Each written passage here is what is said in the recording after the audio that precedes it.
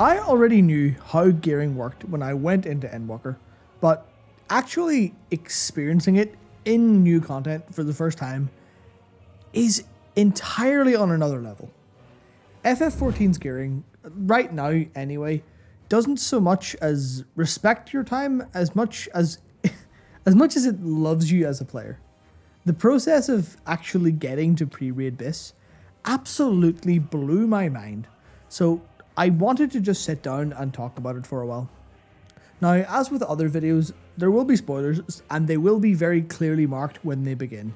And for this one, they'll only be in video form, so I won't say anything that'll spoil you, so when I talk about spoilers, when I say spoilers, just tab out or minimize the window to something and listen away, you'll be fine. First of all, I'll explain why I love the design on paper, like the design of gearing. In Endwalker, you get your 560 artifact armor for your left side just through the MSQ, you know, the actual job gear. Then you get 540 to 560 accessories from story dungeons, so usually you'll come out of MSQ with about 545, 550, maybe a little bit higher item level. Then the first actual requirement is needing 560 for the extreme trials, so if you want to do those, you only really need a few bits of the Moonward gear, which, you know, the 570 gear that's the uncapped tombstone gear, the Final Fantasy IV references. So you'll need that. And you'll also need to maybe farm any missing dungeon accessories, but there's no lockout, so you can just farm tomes or the items to your heart's content. There's such a low barrier to entry that it feels great like for a start, but let's talk about the extremes. Okay, so the following segment will have video-only spoilers for the first Endwalker trial. If you've done it, work away, continue watching, but if you haven't done it, either tab out, open a new tab, something like that, but continue to listen and you'll be fine. I'll give you a countdown. 3, 2, 1, let's jam. A fun aspect of the extremes is the different gear, first of all. Extreme 1 has accessories and Extreme 2 has weapons, which kind of neatly categorizes which one you want to do and why in your head. Systems wise, it player experience, it makes targeting gear easier to do, but experientially it just feels right. You know, you go fight redacted to get the redacted weapon, and that's how you think about it, and that just feels kind of right. Of course, also there's no lockout, so you can just farm what you want. You can just farm it until you get what you need, and they still, even after that, they still have a generous drop rate. Extreme 1 drops 4 accessories, meaning in theory, half the party gets a bit of loot. That's 4 out of 8. Extreme 2 drops a random weapon and also a weapon coffer, which is, you know, a generic item that turns into your job item. So that's 2 out of 8. It means if the weapon drops, actual weapon, and you're in a 1 player per job party, you will 100% get it. Otherwise, you roll for the coffer. And that means, based on loot alone, it takes 8 or less kills per trial to gear a full party. At fastest, it could be done in 4. And then there's the extra backup, the totems. Every kill for a trial nets you a totem for that trial, which you can then just spend to pick something from that trial's loot table. It takes 5 totems from Extreme 1 for an accessory, or 10 totems from Extreme 2 for a weapon. Usually you can use your totems for alt jobs, but if you're really unlucky with rolls, it means that there's only a fixed number of kills you actually need for the gear. You can't, you know, fight Extreme 2 for, 30 times and get no weapon. You can do it 10 times and definitely get it. Even for the mount, which has a backup of 99 totems. It's all just so balanced. There's gear, go get it. If it drops, awesome, great, fantastic. If it doesn't, just try it again. If you're really having shit luck, you can just work towards buying it instead, and you know that'll always be there. That said, lockouts do actually exist elsewhere, so let's get into those for a bit. Coming next week is Pandemonium's first 4 bosses, and as usual, they're each going to have a lockout. And obviously, you know, the raid loot system based on tokens. Now, I haven't actually engaged with this system with a lockout yet, because I hit endgame after it was removed from E12.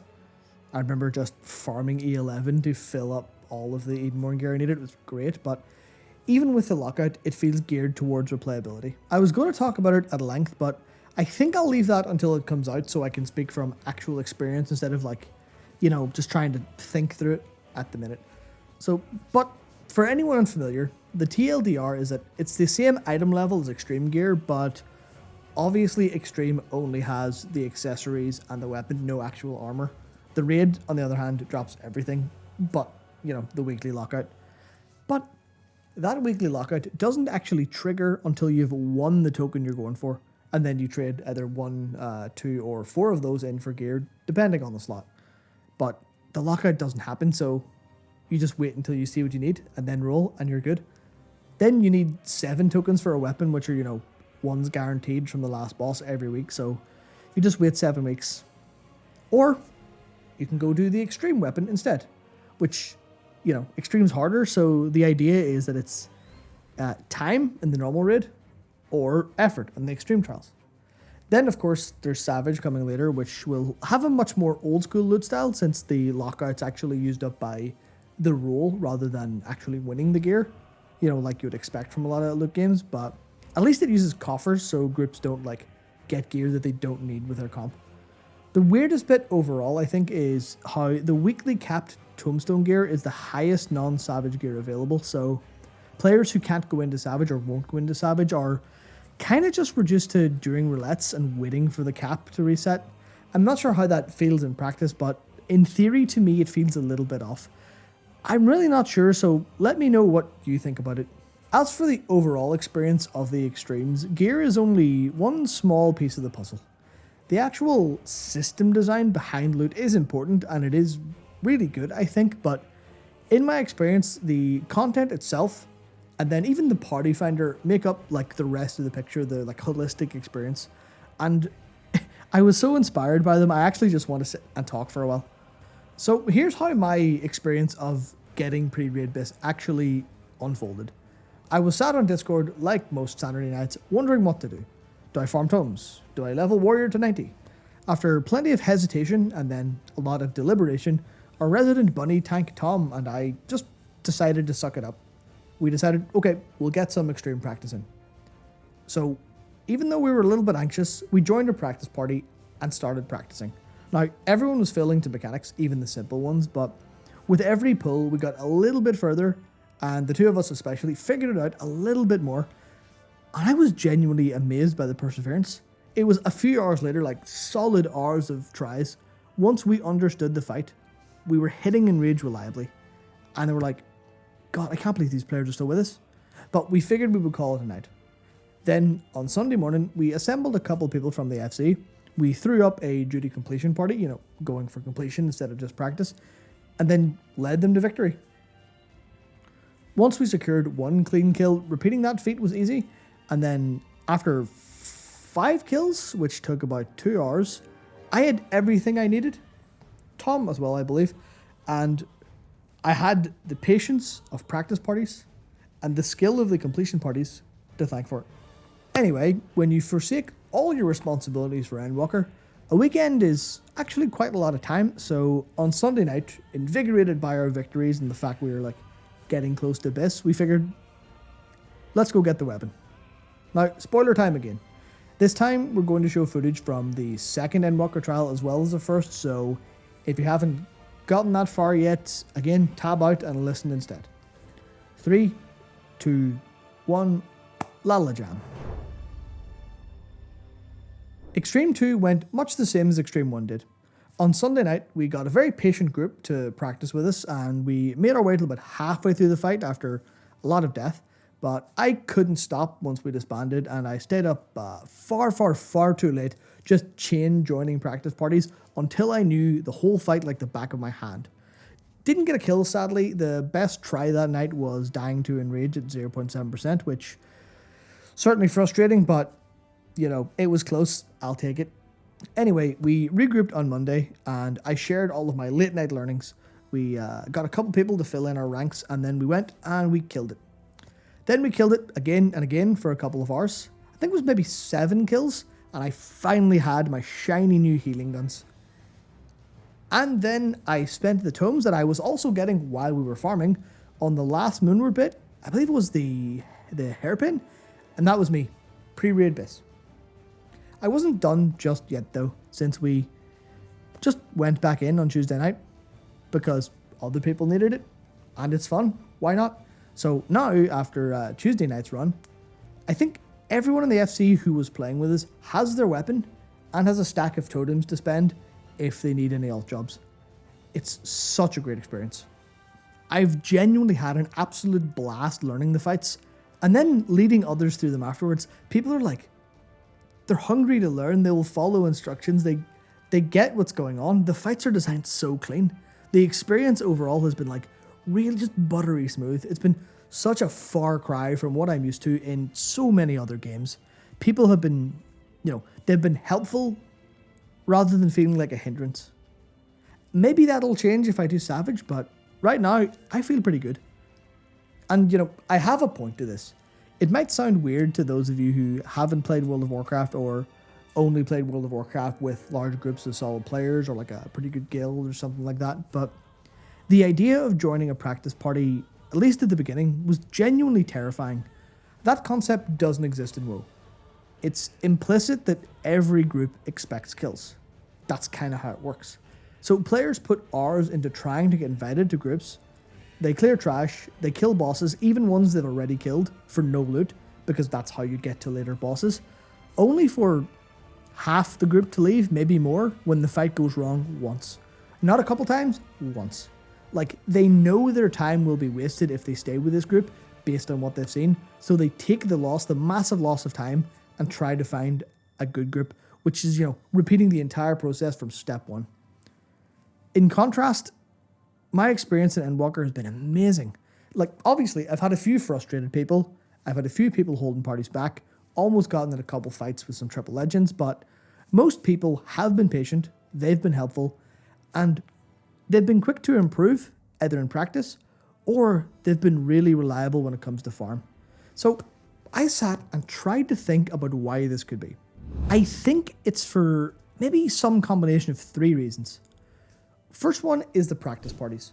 Having parties that require a prior kill, duty complete parties, it ensures that players who want a guaranteed kill or like a proper loot farm can actually find one, and players who aren't there yet can find practice parties.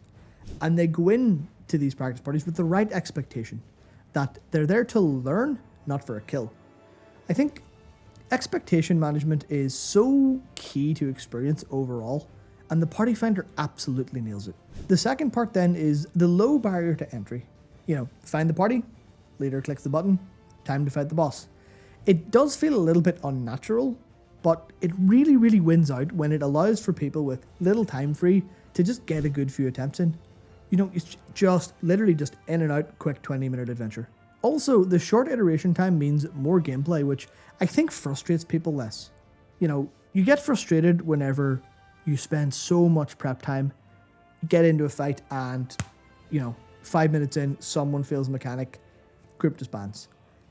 That's, as someone who pugs a lot in World of Warcraft, that's fairly common. And I have not yet to see it happen over an FF. And honestly, I don't think that's anything to do with the quality of player. I think it's more about expectation and how the party finder sets that up. Now, there's a third reason as well, I think, and that's that most fights and jobs are an absolute joy to play.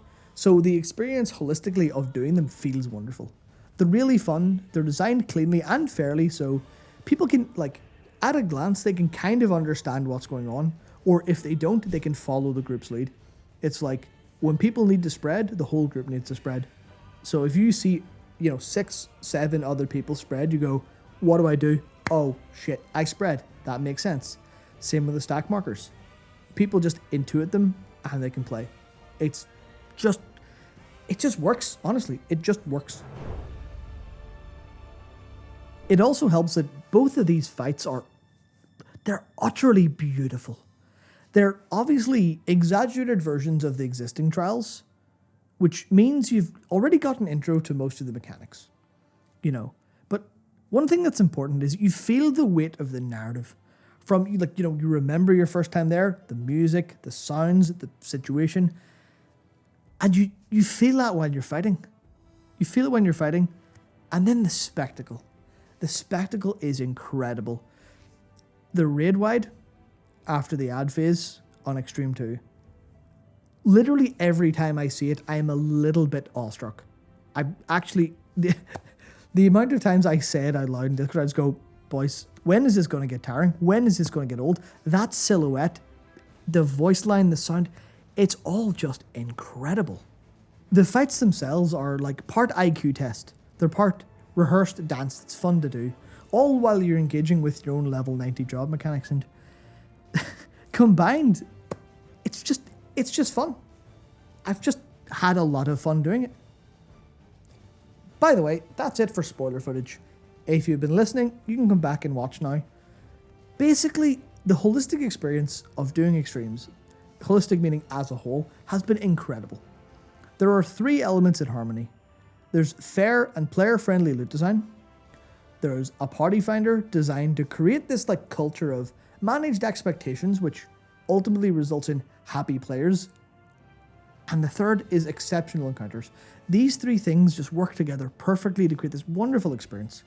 As it turns out, the strategy to create recurring engagement in content is to make it appropriately rewarding, easy to get into, and a lot of fun.